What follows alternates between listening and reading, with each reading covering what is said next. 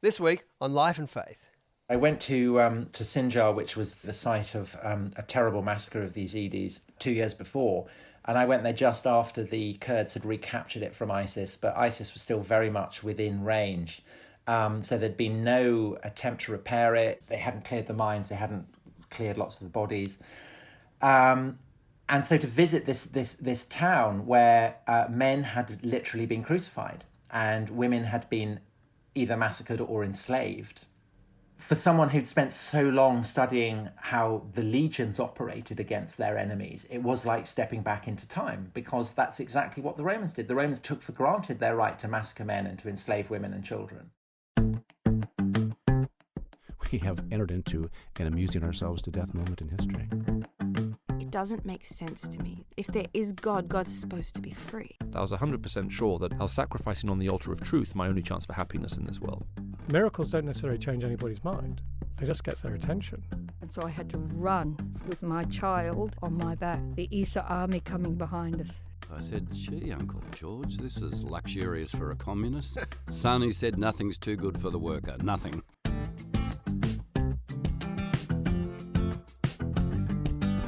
Welcome to Life and Faith from CPX. I'm Simon Smart. When you consider how we in the West think the way we think, the worldview that we inhabit, what do you imagine is the source of that worldview? It's a fairly common thing today for people to argue that the things we most value in the West emerged from the Enlightenment in the 18th century, and that progress came from shrugging off religion and embracing rational thought as opposed to religious superstition. Well, our guest today has made a formidable case for the things we hold to be self-evident in terms of human rights and values, all coming from the teachings of Christ. Tom Holland is the author of many books, including some vampire novels that, I must admit, I have not read. He's more well known as an accomplished and lively writer of history. I have in my hand his latest book, all 580 pages, Dominion, The Making of the Western Mind. And I'm really excited to bring you this conversation that Tim Costello and I had with Tom Holland about Dominion. As you'll hear, Tom is not a believer himself, but as he wrote in an article in the New Statesman a few years ago, he has come to realise that he was incorrect to have thought that his own Western values came from the Greece and Rome of antiquity and owed nothing to Christianity. This book is a stunning response to that realisation.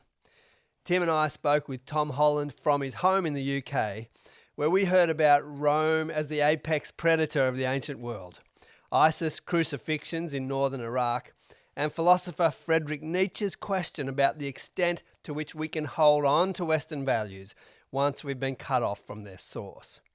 As we seem to say with most episodes of Life and Faith these days, a warning, there are some parts of this discussion that would not be suitable for everyone. Your book represents something of a discovery for you, in that somewhere along the way, in your studies of the ancient world, you realise actually you're not Spartan or Roman in your moral kind of imaginative framework, but Christian in terms of the values and the worldview that you held. Now, how did that happen? It's such an interesting part of the story. It goes right the way back to my childhood, because I was raised Christian, went to church, went to Sunday school. I was interested in the Bible. You know, I enjoyed the stories and everything. But the truth was, I actually found the great empires of antiquity far more interesting. I was completely on the side of Pharaoh or Nebuchadnezzar or Pontius Pilate. They were the guys who got me. A bit more interesting. Yeah, much more interesting, I thought. And so when I came to write history, my interest was in, really Rome, I suppose, because it's kind of the apex predator of antiquity. It's kind of, the tyrannosaur of the ancient world. But the assumption I'd had that in a sense I was a kind of descendant of Greece and Rome came under increasing strain, because the more I kind of immersed myself in the kind of the mindset of the Greeks and particularly the Romans, the more alien and frightening they came to seem. When I compared it to a tyrannosaur, tyrannosaurs are fascinating, but you wouldn't want to live with them.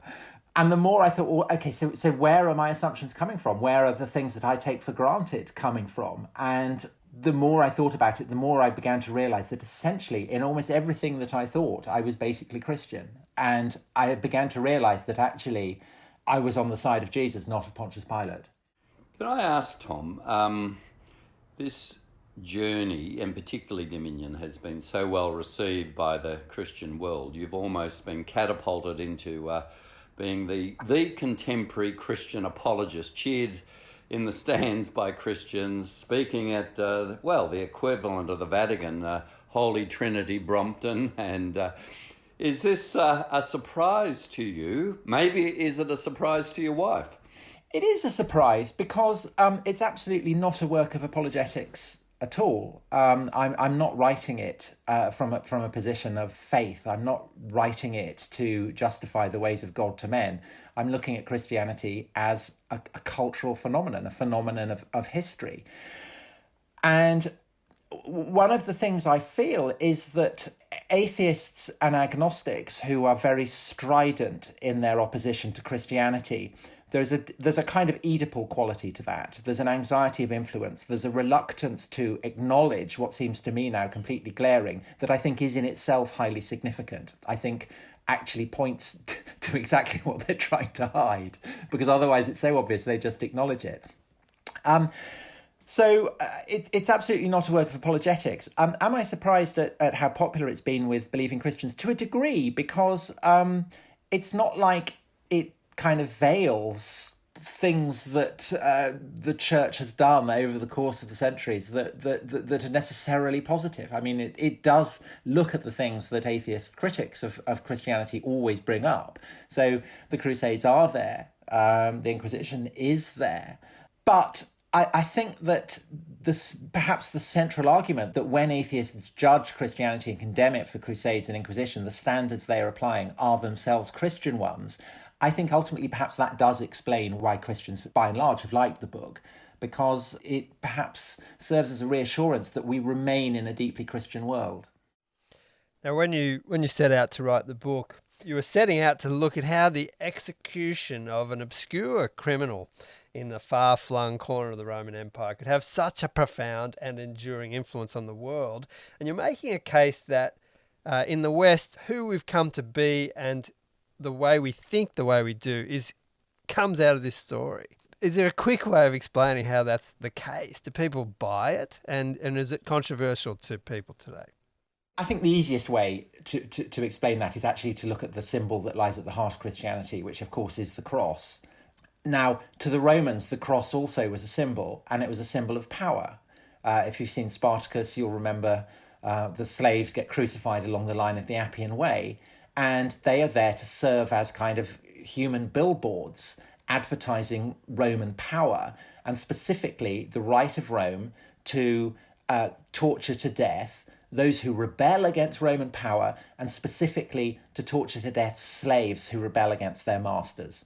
And the cross is regarded as the absolutely archetypal form of death to inflict on a slave, because it combines excruciating physical pain with public humiliation. And the Roman world is a world in which humiliation is almost, in many cases, worse than death. So you're nailed to a cross. People can see as birds peck out your eyes or attack your genitals, or as you strain and gasp and sob and moan. It's all public. Now, what Christianity does is to turn that on its head and to say that actually the cross symbolises the power of the weak over the strong, of the slave over the master, of the powerless over the powerful, and subverts it so profoundly that today the cross, not just within the Christian world, but across the entire globe, is probably the most instantly recognisable symbol that humanity has ever devised. And it is not a symbol of torture, it's a symbol of hope. You don't need to be a believing Christian. If you are injured and you see someone come to you with a red cross on a van, you know that's good. If you'd been a Roman and you saw someone, in the Roman world, and you saw someone coming to you with a cross, that would be bad news. And I think that completely sums up the arc of the revolution. Can I jump in there in terms of this reality today, the inversion of power? So in the cross we see the weakness of Roman power, we see the power of weakness, of humility, of suffering love. I worked for a little while in the Yazidi camps outside Mosul and went to Mount Sinjar. You had particular reflection on this because of a visit you took there, Tom. Yes, I did. I went to Sinjar, which was, as you'll know, the site of a terrible massacre of the Yazidis 2 years before. And I went there just after the Kurds had recaptured it from ISIS, but ISIS was still very much within range. So there'd been no attempt to repair it. They hadn't cleared the mines. They hadn't cleared lots of the bodies. And so to visit this town where men had literally been crucified and women had been either massacred or enslaved. For someone who'd spent so long studying how the legions operated against their enemies, it was like stepping back into time, because that's exactly what the Romans did. The Romans took for granted their right to massacre men and to enslave women and children. And I found it a kind of overwhelming experience, really. And I'd just begun Dominion, and I was in the middle of writing about Paul, so I was reading Paul every night. Everything that Paul was writing about in that context seemed so much more revolutionary than it had been done when I was falling asleep in church as a child. I mean, it just seemed the most explosive, astonishing way of seeing the world. And so I came back from that and I rewrote the introduction of Dominion to focus on crucifixion, because it kind of brought home to me that actually the cross is what it's all about. And it's the way that Christianity turns the cross into a symbol of hope, because I think the horror of Sinjar was to be at risk of being captured by people for whom the cross meant what it had meant to the Romans. It gave this kind of worm of dread in my guts, like something I've never felt before. Christian sexual morality is a very alien thing today for a modern Western person. It's often portrayed as Paul coming along and spoiling everybody's fun. Why is that maybe not the most helpful way to think of it? I think we remain deeply Christian in our sexual ethics, and I'll explain why by going back to discuss Paul, because I think there's a tendency to assume that people have always conceptualized sex and understood how it should be structured by society in the same way, but that's not remotely the case. One of the ways in which the Romans seem most alien to us and hardest to interpret is the fact that they had a profoundly different understanding of sexuality. And whereas for us, the great binary is basically between gender, whether you're male or female, for the Romans, it's about, essentially, as everything is Rome, it's about whether you have power or whether you don't. And the people who have power in the Roman world are male citizens. And essentially, they are entitled to do with their penis whatever they want, as long as they're not inflicting it on someone who is, of equal status. In Roman sexual vocabulary, overwhelmingly it relates to male genitals, and overwhelmingly the penis is described in martial terms. It stabs, it eviscerates, it's a sword, it's a dagger, it's a spear, it jabs in. And essentially, if you are a slave in a Roman household, that's how you would experience it, because your master has the absolute right to rape you when and how he likes, any way that he wants, any orifice. It doesn't matter what sex you are, doesn't matter what age you are, you can do what he likes. And that is the world that Paul is living in. And when he's writing his letters to the Roman households of Corinth and Rome, those are the people that he's addressing. So when he's writing his letters to the Corinthians, and Corinth is a Roman colony, so they will probably, almost certainly, the people he's writing to have have the assumptions of Roman sexual morality. You have to understand the context of what Paul is writing to. He's telling the male householder, you are the image of Christ, and the woman is the image of the church, which by our lights might well seem sexist, but by the lights of first century AD Corinth is pretty woke, because the implications of that are that if you're a Christian male and you're like Christ, you can't just go around raping the scullery maid or the page boy. That's off limits. That's not the kind of thing that Jesus did. And likewise, if you're a woman, your body is like the church. It's the bride of Christ, and it is intact. It's yours. And men don't just have the right to kind of jump you and do what they want with you. And these are assumptions that are so contrary to Roman sexuality that it in a way, it's kind of the most astonishing thing of all about the rise of Christianity, that these prove so successful, because within a few centuries, everything the Romans had taken for granted about sexuality has been transformed by this sexual revolution. And it continues to burn and burn and burn and burn its way through the centuries. And I think that if you ask, why is Harvey Weinstein serving 23 years in jail for doing something that to a Roman would have seemed entirely natural, it goes back to Paul. He is in jail because in the fundamentals, the Me Too movement is a deeply Christian one.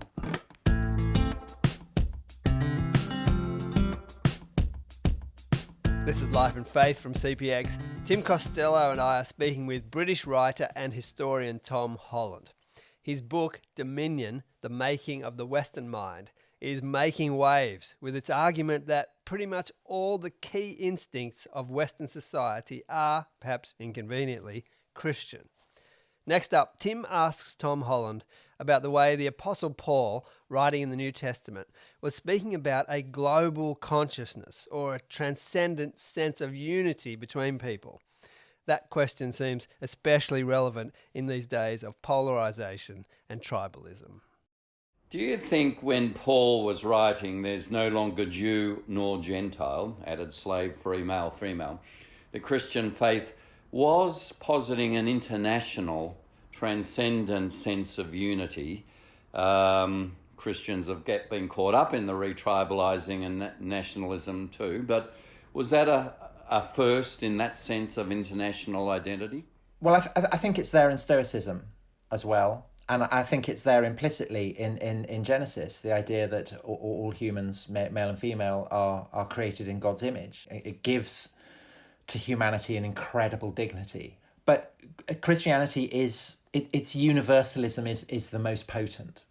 And that set up all kinds of tensions and paradoxes within the way that Christianity has emerged. And again, this goes right the way back to Paul, because when Paul says there's no Jew or Greek, I mean, that's basically the foundation stone of modern Western liberalism. We're all the same, ebony and ivory, all that kind of thing. It's fascinating to me that you have some supporters from the secular world. Richard Rorty, not commenting on your book, but really says the Christian story has nourished the democratic tradition for freeloading atheists like me, he says. Is there a sense in which you think if the story as you've told it isn't told, the river can run dry if there are too many freeloading atheists, as Richard Rorty described himself?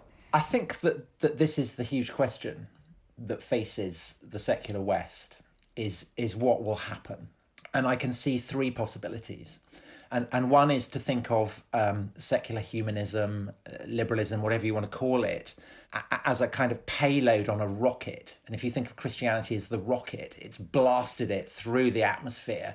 And has secular humanism now, it's got through the atmosphere, it doesn't need Christianity anymore. Can it disconnect from it? Will it be self-perpetuating, self-sustaining, floating through space under its own power?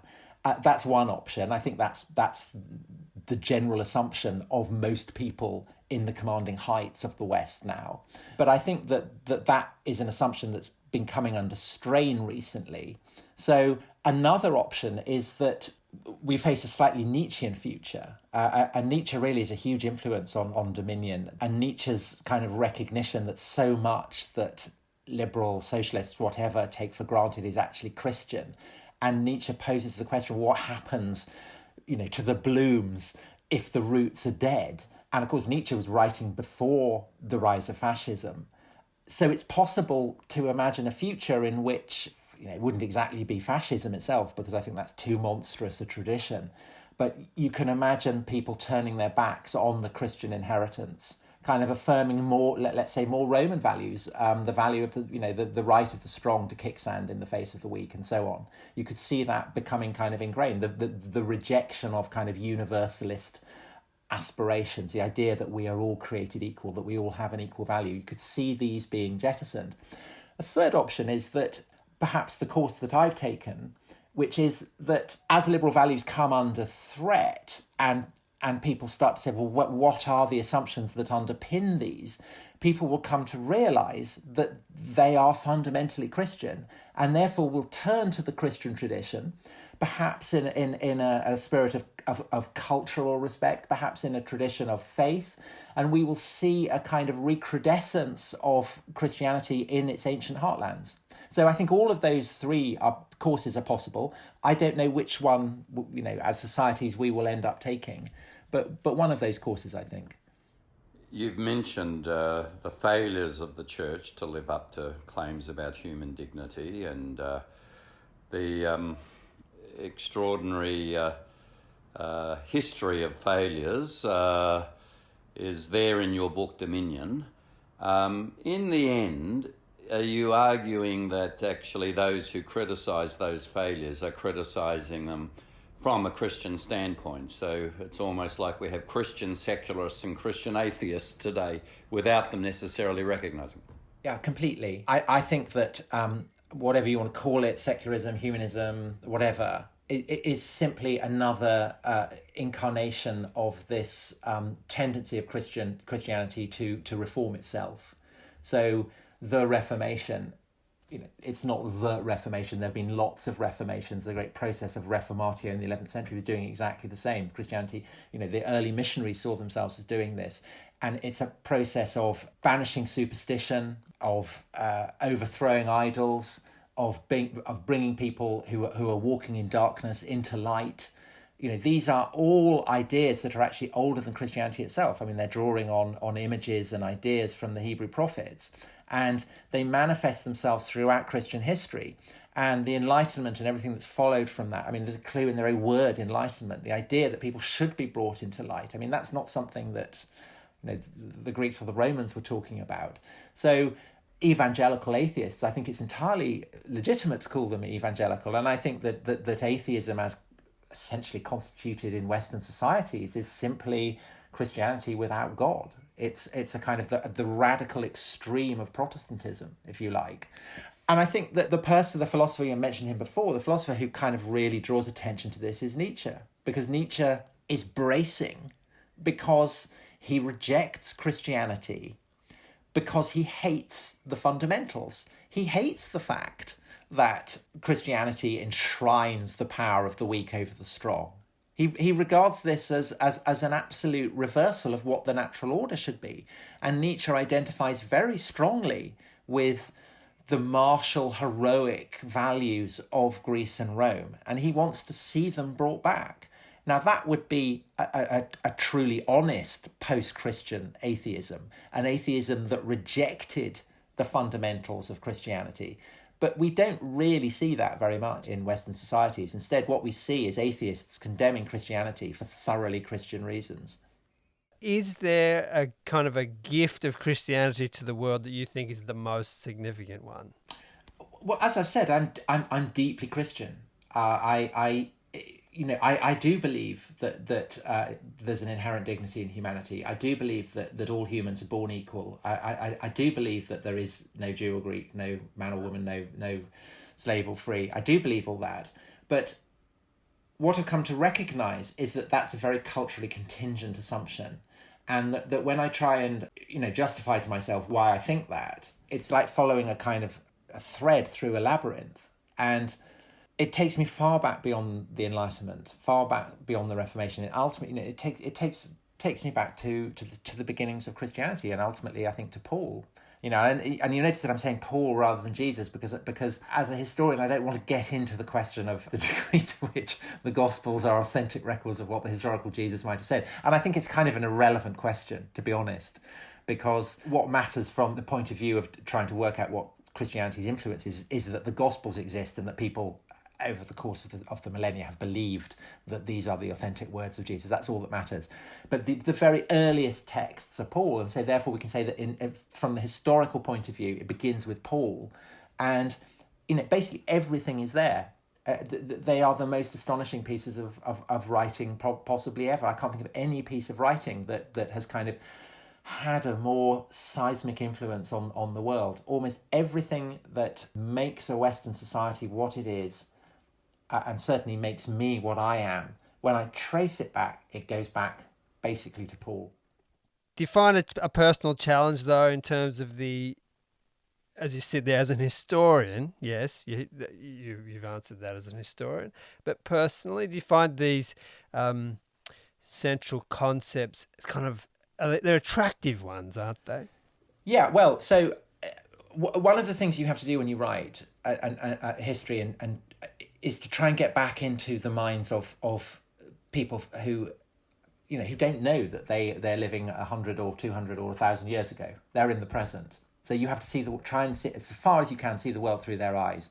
And that's particularly the case if you are dealing with something as transformational as Christianity. You need to kind of open your heart up, as it were, to the light that they are that they are experiencing. So absolutely, I had to do that. I had to, insofar as I could, try and see the world through the eyes of a philosopher in 3rd century Alexandria, or a monk in 11th century France, or a Puritan in 17th century New England.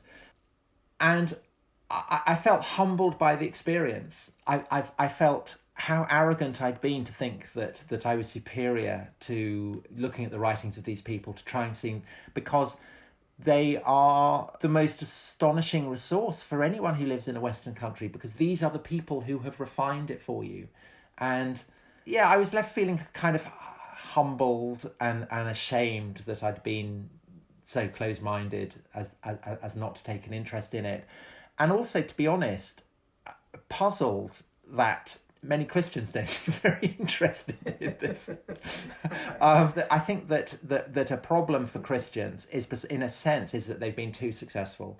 Countries like Australia or Britain are so deeply Christian that you don't actually need Christianity to have its, for its teachings and its assumptions to kind of be everywhere. And so the risk for Christians is that they end up becoming like Catholics in Protestant England in the 16th century.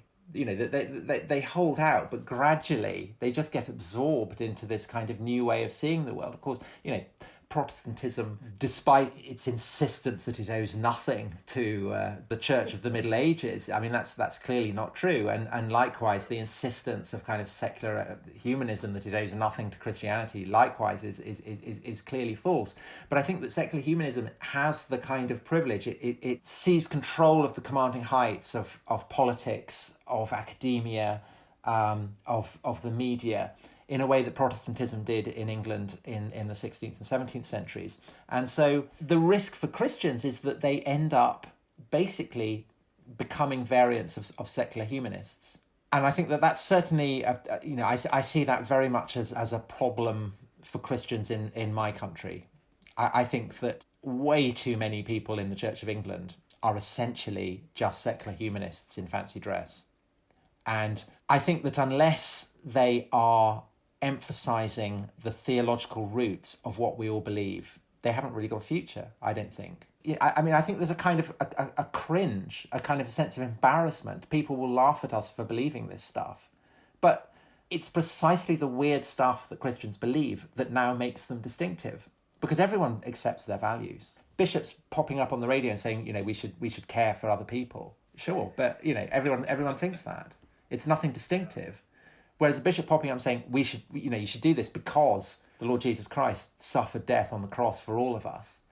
That's weird. That's distinctive. That's not the kind of thing that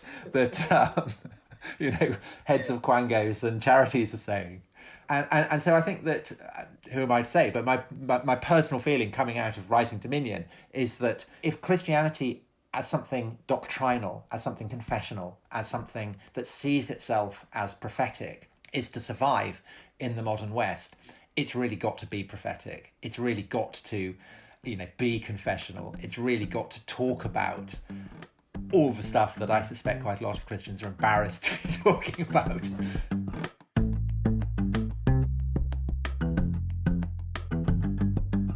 This has been Life and Faith from CPX with me, Simon Smart, and also Tim Costello. Thanks so much to Tom Holland, coming in from his home in the UK. His book, again, Dominion, The Making of the Western Mind.